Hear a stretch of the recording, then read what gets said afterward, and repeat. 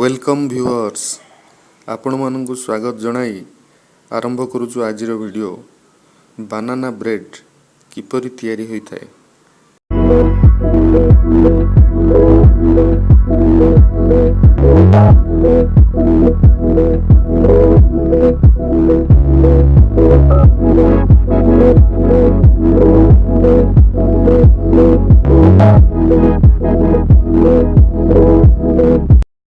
यह प्रत्येक दिन भुवनेश्वर रिलायंस मॉल बेकरी रे अति जत्नर सहित और परिष्कार भाव तैयारी करा जाय थाए।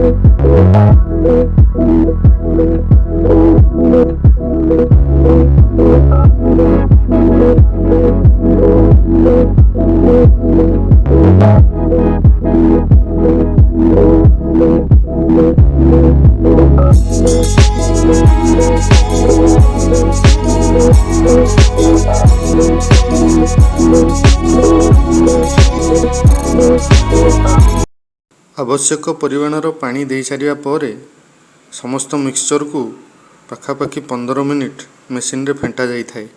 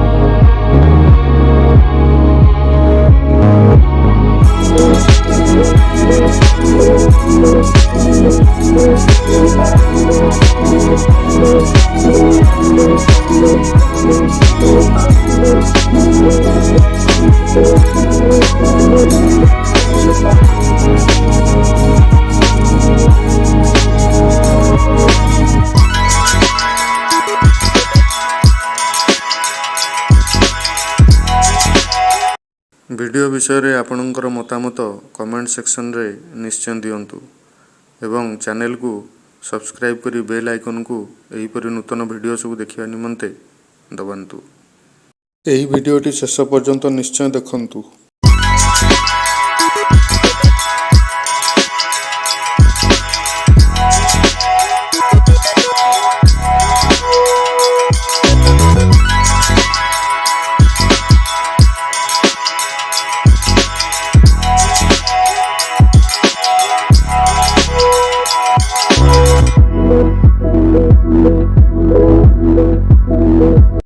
टूटी फ्रूटी दिया पर नॉर्मल टेम्परेचर रे प्राय 15 मिनिट पर्यंत या छाड़ी दि जाए।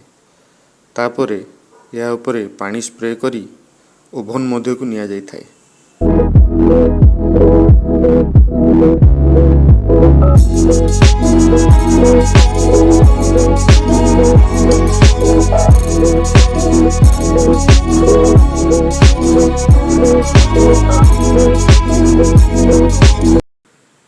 30 मिनिट रु 35 मिनिट समय ओभन रहा पर आपणकर बानाना ब्रेड खाया पूरा प्रस्तुत हो जाए।